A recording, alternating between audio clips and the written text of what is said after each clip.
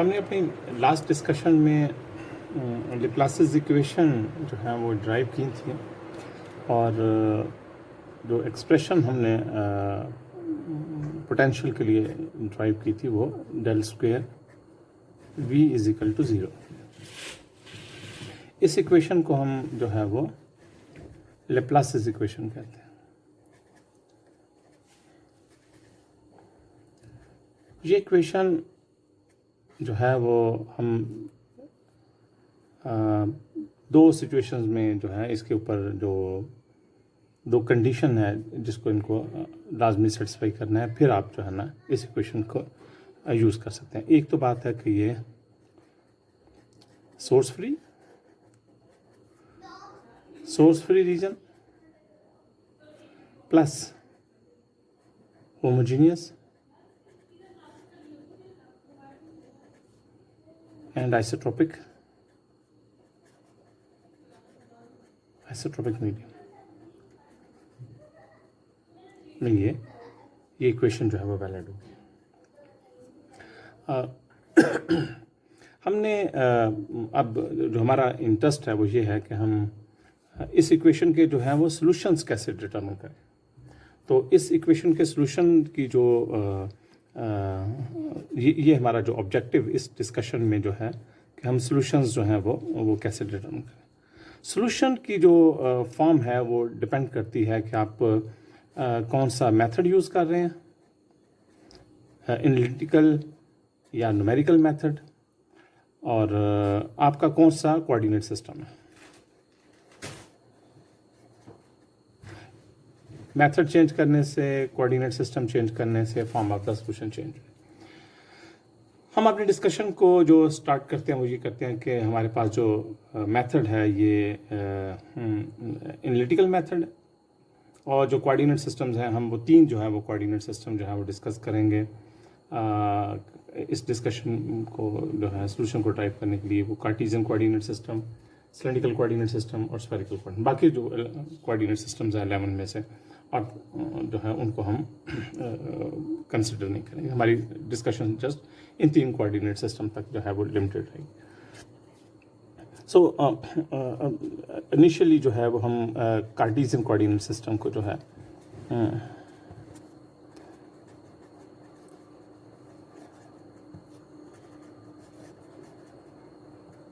Cartesian coordinate system यानी कि x Y जी,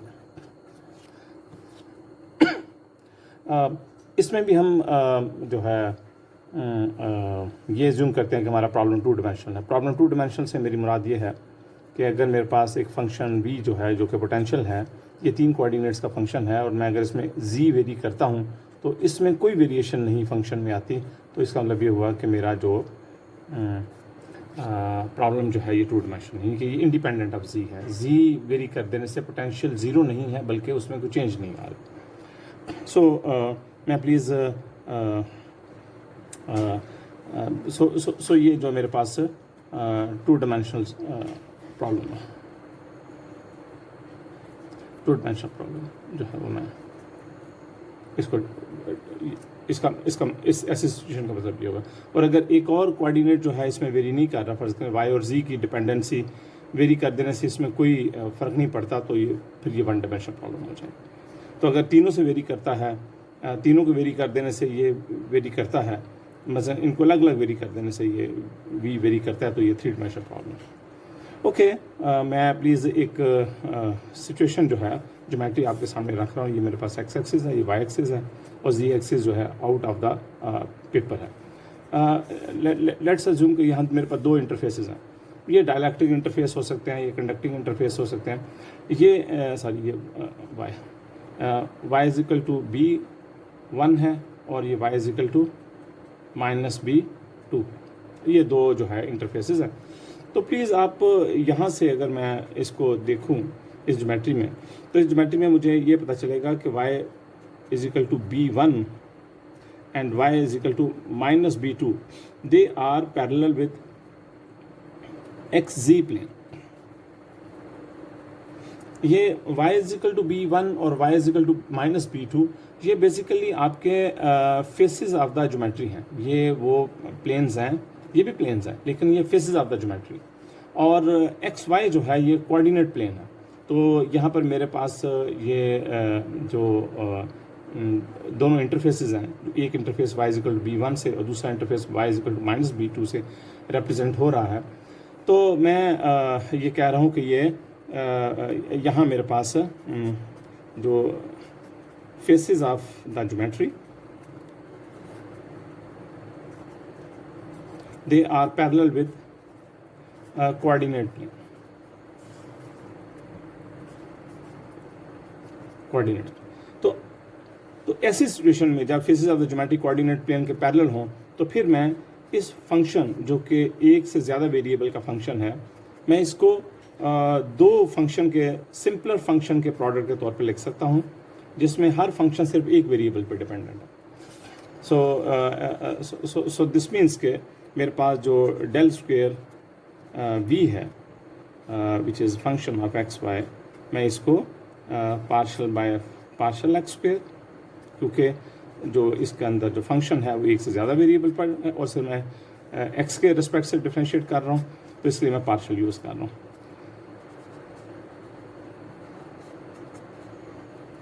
मैं ये इनका प्रोडक्ट यहाँ सब्स्टिट्यूट करता हूँ। तो जब मैं प्रोडक्ट यहाँ सब्स्टिट्यूट करूँगा तो जो कि एक्स के रेफरेंस से डिफ्रेंसिएशन हो रही है, तो मैं जी वाई को बाहर ला सकता हूँ। दिस मीन्स कि मैं g y d by d x square f of x plus f of x d by d y square g of y is equal to 0। तो मैं अगर इसको एफ जी से डिवाइड कर दूं तो मेरे पास दो इक्वेशंस बन जाएंगी, 1 upon f of x g by g x square f of x plus 1 upon g y d by d y square g of y is equal to 0। इस अगर आप यहाँ देखें तो यहाँ दो टर्म्स है मेरे पास, एक ये टर्म है और एक ये टर्म है। ये दोनों टर्म्स ये सिर्फ एक्स पे डिपेंडेंट है और ये सिर्फ वाई पे डिपेंडेंट है, और इनका सम 0। ये इसी सूरत में या ये दोनों 0 हो जाएं, इसका ये भी 0 यील्ड करे और ये भी 0 यील्ड करे। दूसरा ये है कि अगर ये प्लस कोई कांस्टेंट के स्क्वायर जनरेट कर रही है तो ये माइनस के स्क्वायर जनरेट करे, और अगर ये माइनस कर रही है तो ये प्लस कर रही है, तो इस सूरत में ये इक्वल टू 0 आ जाएगा। ओके, सो अगर मैं यहाँ से इनको मैं दोनों को अलग अलग लिख लूँ तो मेरे पास आ जाएगा 1 upon f d by d x square is equal to plus minus k square. तो 1 upon g d by g d g square is minus plus k square. ये मेरे पास है। इनमें से मुझे इधर मैं प्लस सेलेक्ट कर लिया तो इधर माइनस सेलेक्ट कर लिया तो प्लस, तो ये अब मेरे पास ऑप्शन है, वो सिचुएशन डिपेंड करेगी कौन सी सिचुएशन। तो मैं यहाँ पर 1 upon f d f by d x square minus plus k square 1 upon g d by g y square is plus minus k square is equal to 0 is equal to, ये मेरे पास आ रही है। Okay, अगर मैं यहाँ plus consider कर लूँ, यानी कि इसका जो सोल्यूशन होगा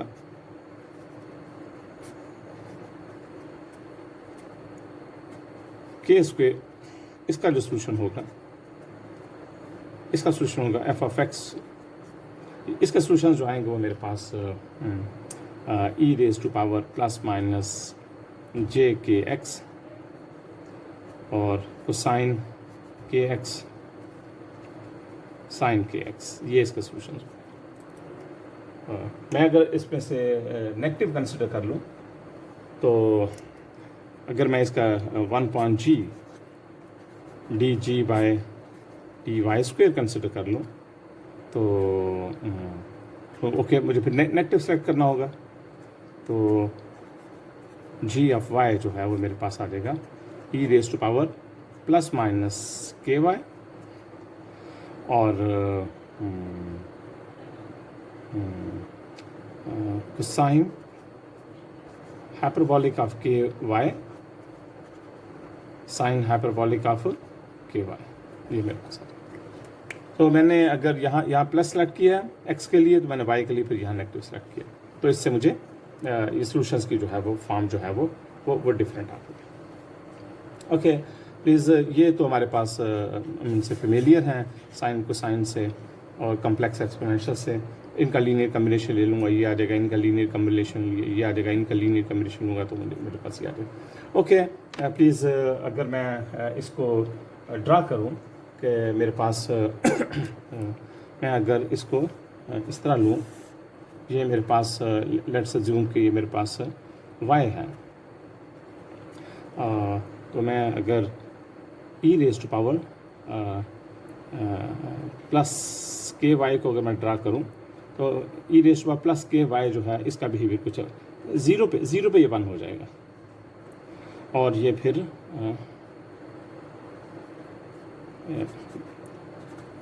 नेगेटिव इन्फिनिटी पे नेगेटिव वाई पे ये 0 हो जाएगा। और अगर मैं इसमें दूसरा कंसिडर करूं पॉजिटिव, तो पॉजिटिव का बिहेवियर कुछ इस तरह का आ जाएगा।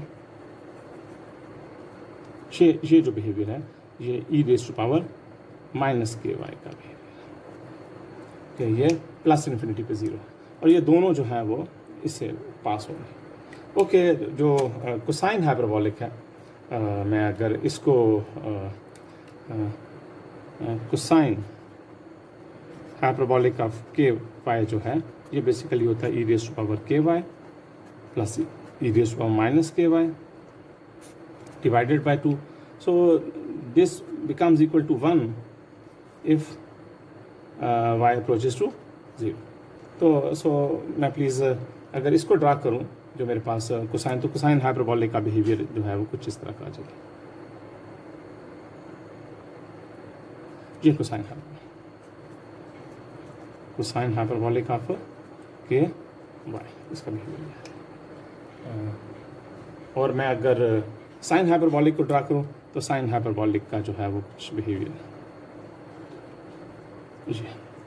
ये मेरे पास जो है sign hyperbolic of k y जो है वो मेरे पास। तो मैंने ये इन तीनों फंक्शन की शेप जो है वो मुझे सॉल्यूशन की सिलेक्शन में अप्रोप्रिएट फंक्शन में वो बहुत हेल्प जो है वो दे सकती है। तो ये हमें इसकी जो है वो समझ होनी चाहिए। सो हमने जो पोटेंशियल जो लिखा है वो उसको अगर मैं लिखूं, तो मेरे पास पोटेंशियल जो है वो मेरे पास a1 e raise to power j k x plus b1 e raise to power minus j k x और a2 e raise to power plus k y plus b2 e raise to power minus k y. ये मेरे पास एक solution की form है। Okay, हमने इनको different problems के ऊपर इम्प्लीमेंट करना जो है वो हमने बहुत अच्छी तरह जो है वो सीख लिया था कि हमारे पास जो है वो ये सॉल्यूशन जो है वो किस तरह के जो है। अब हम अपने डिस्कशन को सिलेंड्रिकल कोऑर्डिनेट सिस्टम में जो है वो जस्ट हम रिपीट कर रहे हैं इन चीज़ों को। हमने ये चीज़ें पहले सिलेंड्रिकल कोऑर्डिनेट सिस्टम में जो है वो हम चलते हैं, और सिलेंड्रिकल कोऑर्डिनेट सिस्टम में जो हमारे कोऑर्डिनेट्स हैं वो r, phi और z हमारे पास कोऑर्डिनेट्स हैं। अगेन हम अब प्रॉब्लम को 2 डायमेंशनल कंसिडर करते हैं। तो ओके प्लीज़, जहाँ जो मैं ये जूम कर रहा हूँ कि मेरे पास जो r, phi और z जो है ये मेरे पास सिर्फ रह जाएगा z डायरेक्शन में r, phi 2 डायमेंशनल है, इनके z डायरेक्शन में वो वेरिएशन इसमें नहीं है। मैं जी अगर कोऑर्डिनेट को वेरी करता हूँ तो मेरा पोटेंशियल वेरी नहीं करता, इसलिए उस पैरामीटर को कंसिडर करने की जरूरत नहीं। तो जो लैप्लाशियन है del square cylindrical coordinate system में, वो हमारे पास है 1/r partial by partial r r partial by partial r, ये हमारे पास प्लस ये r के 1/r square partial by partial phi square plus partial by partial z square. Please ये रहे कि ये जो है 1 मीटर स्क्वायर है, ये चूँकि डायमेंशन लेस है तो 1/m² इसको कंपनसेट कर रहा है। तो मैं अगर इस r को इस 1/r से कैंसिल आउट कर दूँ डायमेंशनली तो ये 1/m², 1/m², 1/m² जो है। लेकिन चूँकि जब आपने 2 डायमेंशनल कंसिडर किया है तो फिर मैं इसको कंसिडर नहीं करूँगा, क्योंकि इसमें जी डिपेंडेंसी शामिल नहीं है।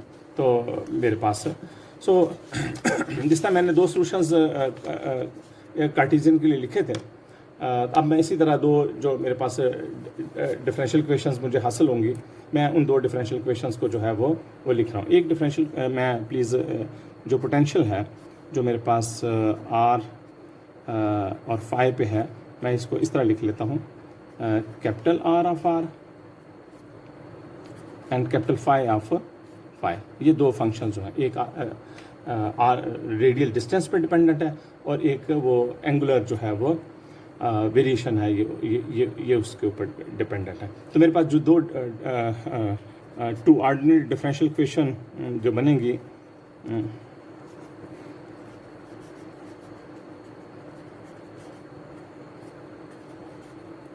मेरे पास जो 2 ऑर्डिनरी डिफरेंशियल इक्वेशंस बनेंगी वो r divided by capital R of r d बाय d r r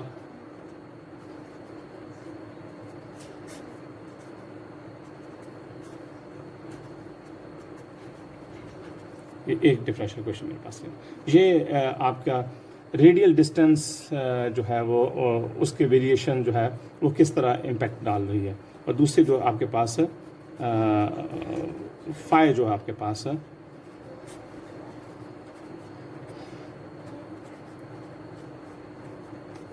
phi variation जो है। ओके, अगर मैं ये ज्यूम करूं कि मेरे पास जो फाई डिपेंडेंसी पीरियोडिक है, if behaviour in phi is periodic,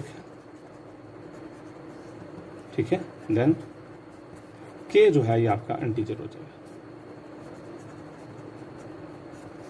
और अगर के आपके पास इंटीजर हो जाएगा तो मैं फिर जो मेरे पास कैपिटल R ऑफ r का जो है ये आपके मेरे पास दो जो सॉल्यूशंस आएंगे वो an r⁻n plus bn r⁻⁻n जो है, ये मेरे पास 2 सॉल्यूशन जो हैं वो।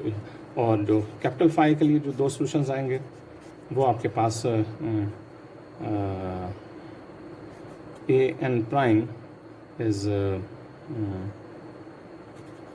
sine of n phi plus bn prime cosine of n phi।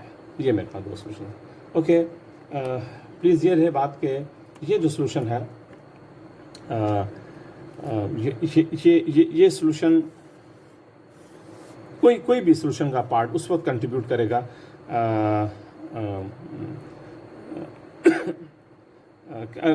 कि जहाँ r जो है वो इन्फिनिट ना हो, जो फंक्शन जो है कहीं इन्फिनिट ना हो। ये फाइनाइट किस रीजन में रहेगा, when r is less than infinity, और ये इन्फिनिटी जो है उसमें नहीं होना चाहिए, ठीक है। और ये पार्ट जो है ये कंट्रीब्यूट उस रीजन में हम लेंगे when r is not equal to 0, ठीक है। और तो इसमें r should not be equal to infinity जो है। जस्ट अगर मैं प्लीज़ एक सिचुएशन कंसिडर करूं कि ये मेरे पास दो इलेक्ट्रोड्स हैं, ये इनका रेडियस a है, तो जब मैं r लेस देन a में हूँगा तो उस वक्त मेरे पास an r⁻n कंट्रीब्यूट करेगा, और जब r is greater than a होगा तो फिर an bn r⁻n जो है कंट्रीब्यूट। दूसरा पार्ट जो है इसमें ये वाला पार्ट नहीं कंट्रीब्यूट करेगा और इस रीजन में ये कंट्रीब्यूट नहीं करेगा, ठीक है। और अगर मेरे पास इवन डिस्ट्रीब्यूशन है तो कोसाइन, और अगर ऑड डिस्ट्रीब्यूशन है पोटेंशियल की विद रिस्पेक्ट टू एंगल तो फिर ये चीज़ें जो है वो कंट्रीब्यूट करेंगे। हम यहाँ एक स्पेशल सिचुएशन को जो है वो हम कंसिडर करते चलें, और वो स्पेशल सिचुएशन है कि जब आपके पास के जो है वो स्पेशल सिचुएशन जो है ये है कि जब k is equal to 0, k is equal to 0 का मतलब ये है कि no phi variation, v r phi z, और इसमें मैं कह रहा हूँ कि v is only a function of r. So this means that k v जो है वो आपके पास है c1 log of r plus c2, ये आपके पास है. k0 सब्स्टिट्यूट करने से फाई इंडिपेंडेंसी भी ख़त्म हो जाएगी, तो मेरे पास जो है वो सोल्यूशन की जो है वो फॉर्म ये मेरे पास सोल्यूशन जो है वो अपीयर हो जाएगा. ओके, थर्ड जो केस जिसको हम कंसिडर कर रहे थे वो हमारे पास था स्फेरिकल कोऑर्डिनेट सिस्टम.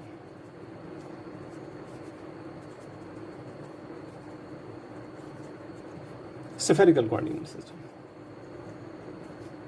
और स्फेरिकल कोऑर्डिनेट सिस्टम में हम कह रहे हैं कि हमारे पास r, थीटा एंड फाई, ये हमारे पास पोटेंशियल जो है इन तीन जो है वो कोऑर्डिनेट्स पे डिपेंडेंट है. ओके, हम इसमें फर्दर जो है वो हम इसमें जो है वो अज्यूम कर रहे हैं कि हमारे पास जो लेट्स अज्यूम कि मैं सिचुएशन जो है जस्ट समझने की r, थीटा और फाई से मैं क्या मुराद ले रहा हूँ कि ये मेरे पास लेट्स अज्यूम कि ये मेरे पास z एक्सिस है और ये मेरे पास एक स्फीयर है. ठीक है, मैं यहाँ से इसका जो रेडियल डिस्टेंस है वो कैपिटल R है. ठीक है, और मैं अगर पेज के ऊपर इसका मूव करूँ,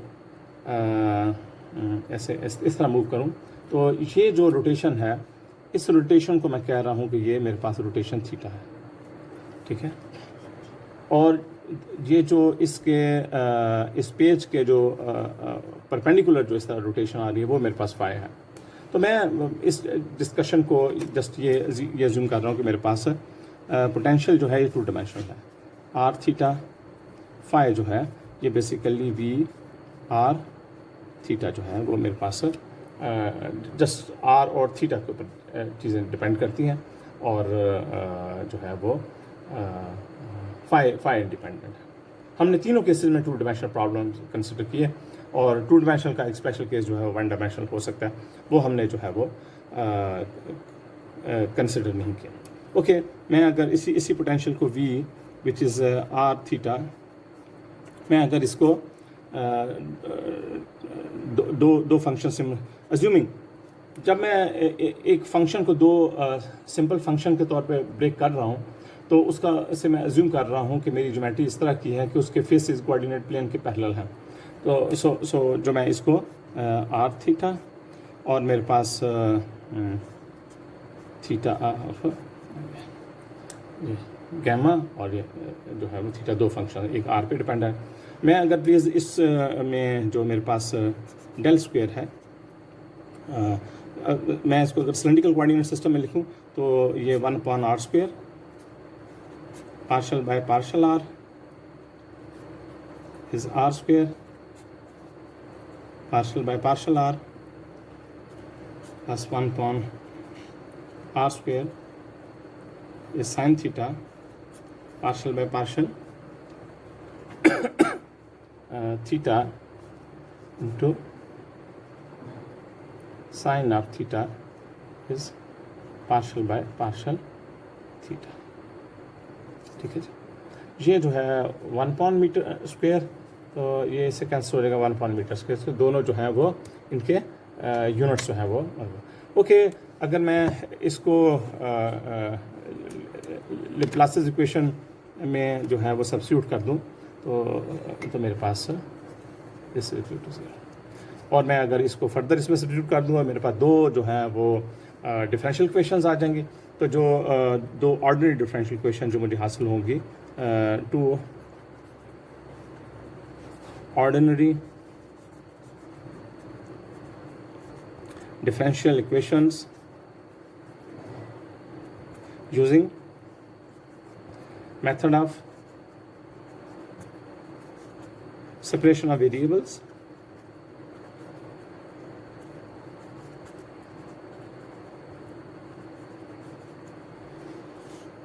जो मेरे पास वो आएंगे। तो पहली इक्वेशन जो गैमा के लिए, दूसरी मेरे पास थीटा के लिए। तो गैमा के लिए जो मेरे पास इक्वेशन बन रही है,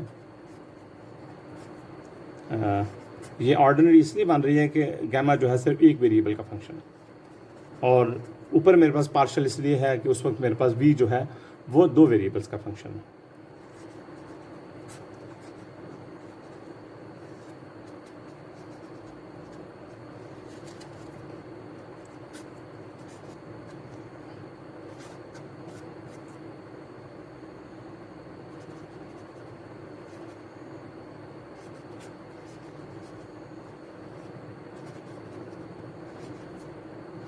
जी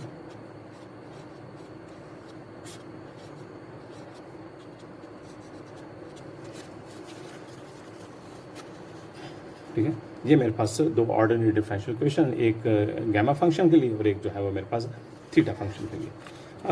मैं अगर प्लीज़ इसका पहले वाले का अगर मैं सॉल्यूशन जो है वो इसमें गैमा का अगर मैं सॉल्यूशन के अगर मैं इसको n+1 के स्क्वायर को सेट कर दूँ, तो जो मेरे पास गैमा फार का सॉल्यूशन जो मेरे पास आ जाएगा वो मेरे पास आ जाएगा an r⁻, second order differential equation है ना, तो इसलिए इसके दो सॉल्यूशन जो हैं bn r -n+1। प्लीज़ ये रहे बात कि वहाँ सिलेंड्रिकल में ये -n था, यहाँ -n+1 है, ठीक है, ये मेरे पास है। और मेरे पास जो थीटा जो फंक्शन हासिल है उसके भी मेरे पास दो जो हैं वो an prime p of n cos theta, Legendre polynomial of first kind, and Legendre polynomial of second kind। ये मेरे पास दो जो हैं वो Legendre polynomial जो हैं ये मुझे ये बता रहे हैं कि फील्ड में जो थीटा डिपेंडेंसी है उनके बिहेवियर को ये मॉडल कर रहे हैं। और जी जो है वो मैं प्लीज़ जस्ट यहाँ ये बहुत इंपॉर्टेंट है जिसका कि हमें पता होना चाहिए। मैं पहले please Legendre polynomial of first kind की जो है वो प्रॉपर्टीज़ बता रहे हैं। तो इसके लिए मैं इस तरफ n लिख देता हूँ और इस तरफ p n of cos theta लिख देता हूँ, और बताता चलूँ कि जब n 0 होगा तो कोसाइन थीटा की कुछ वैल्यू हो ये 1 ही रहेगा। जब इसकी वैल्यू 1 होगी n की, तो p ऑफ n की वैल्यू वही होगी जो इसके आर्गूमेंट की वैल्यू है, यानी कि कोसाइन थीटा की जो वैल्यू होगी वही यहाँ पर जो है वो अपीयर होती रहेगी। जब इसकी वैल्यू 2 होगी तो मेरे पास 1.23 कोसाइन स्क्वायर थीटा -1, और थर्ड जो है वो मेरे पास 1.2। ये Legendre पॉलिनोमियल्स मैं जस्ट लिख रहा हूँ, मैंने ऑर्डर जो है वो 3 तक के जो है पॉलिनोमियल्स यहाँ लिखे हैं, और ये आपकी बुक में दिए गए भी हैं। ज़्यादा डिटेल शायद इसके अपेंडिक्स में जो है वो दी गई है। मैं प्लीज़ यहाँ बताते चलूँ कि ये जो है ये मेरे पास Legendre polynomial of order n, Legendre polynomial of first kind and of order n, ठीक है। ये आपके पास Legendre polynomial of second kind order। Okay, please अगर आप इनको प्लॉट करें तो इनका प्लॉट का जो है वो आपको बिहेवियर जो है वो आपको यहाँ से पता चल रहा है कि अगर मैं कोसाइन थीटा को x कह दूँ, ठीक है, तो ये 1 है, ये -1 है। तो जब इसकी value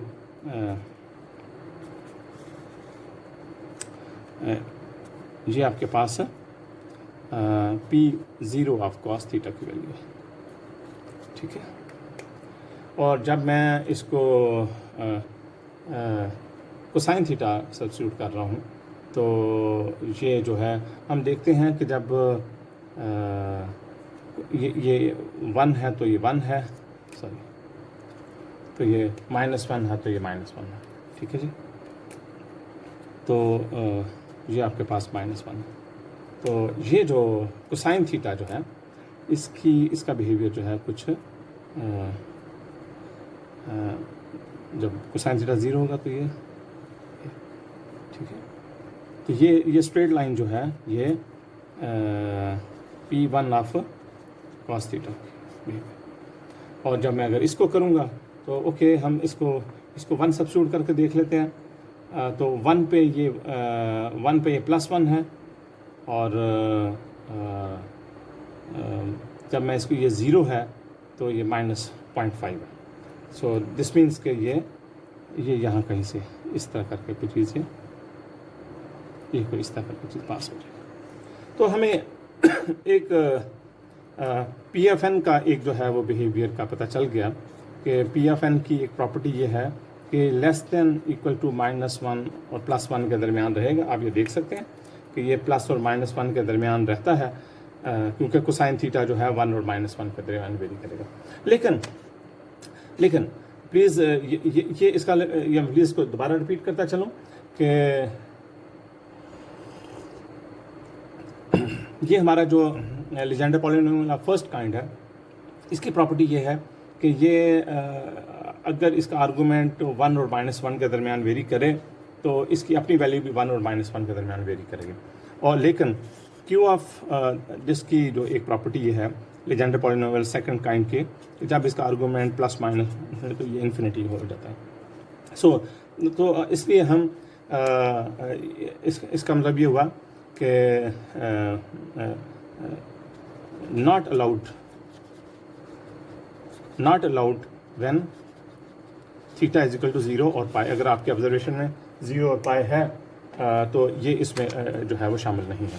so due to this reason मैं जो पोटेंशियल है उसको मैं इस तरह लिख रहा हूँ कि पोटेंशियल मेरे पास जो है वो an r raised to power n plus bn r raised to power,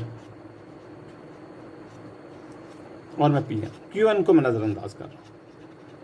क्यों? क्योंकि बुक में ये डिस्कशन एक स्फीयर के लिए की गई हुई है, और स्फीयर के राउंड जब आप मूव करते हैं तो आपकी ऑब्जर्वेशन में थीटा इक्वल टू 0 और पाई आ जाता है, तो इसलिए आपको क्यू को कंसिडर नहीं करना होगा।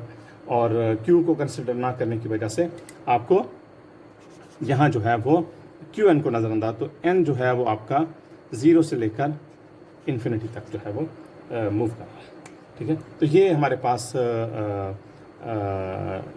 लेप्लासिस इक्वेशन का सॉल्यूशन है जब आप ऑब्जर्वेशन जो है वो स्फेरिकल कोऑर्डिनेट सिस्टम में कर रहे हैं। तो हमने अपनी डिस्कशन में लेप्लासिस इक्वेशन के 3 कोऑर्डिनेट सिस्टम में सॉल्यूशन कार्टेशियन, स्फेरिकल और सिलेंड्रिकल में जो है वो कंसिडर किए हैं। हमने तीनों में इक्वेशंस लिखी हैं, इनके सॉल्यूशन लिखे हैं। हमने फंक्शन को जो अप्रोप्रिएट हैं वो किस रीजन में वैलिड होंगे और किस रीजन में वैलिड नहीं होंगे हमने उनको डिस्कस किया। Thank you very much.